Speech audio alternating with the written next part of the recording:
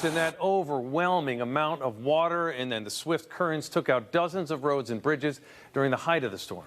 Route 34 in Oxford was especially hard hit. We're told it's out for about a mile. NBC Connecticut's Amanda Pitts takes us to the scene.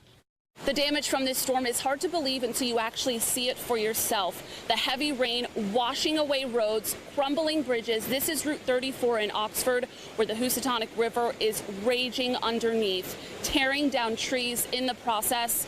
The damage is still being assessed, and the cleanup is just starting to be underway. It looks like something, out of a movie, honestly. A 1,000-year flood wreaking havoc on the small town of Oxford after heavy rain battered western Connecticut Sunday. Something I've never seen before. There's a house up the road that was still standing, no longer standing. Anthony Barrett lives along Route 34, one of the hardest hit areas. A small brook that leads into the Housatonic River flooded. The water so powerful, it took out this bridge and a part of the road. The road is just no longer there. It's And further down Route 34, a bird's eye view of another section of the road buckling.